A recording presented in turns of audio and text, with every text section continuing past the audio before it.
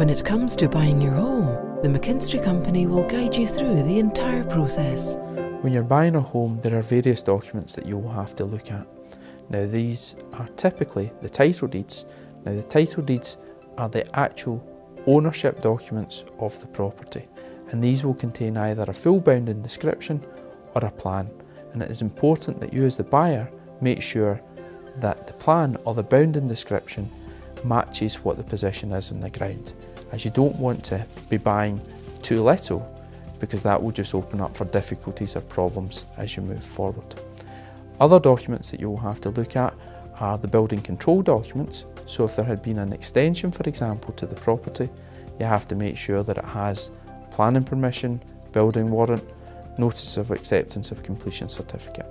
Now the importance of making sure that is there is that, one, any future buyer of the property will want to see it, and two, if you are getting a mortgage over the property, your lender wants to make sure that those documents are available. And finally, you may also look for specialist control documentation.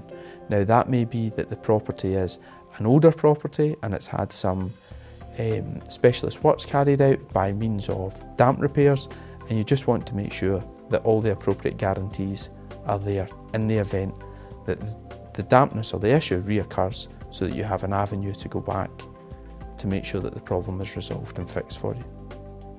On the day of settlement is perhaps the most stressful day for any buyer, and the reason for this is that unless they're a first-time buyer or are in the fortunate position that they don't have to sell their own house to allow them to buy their new property, the logistics or mechanics of moving on the morning are quite intense. For the solicitor's perspective, we are making sure that we've got in the balance of any funds from the purchaser themselves, which make up the additional sums that are due in addition to any mortgage that they're getting.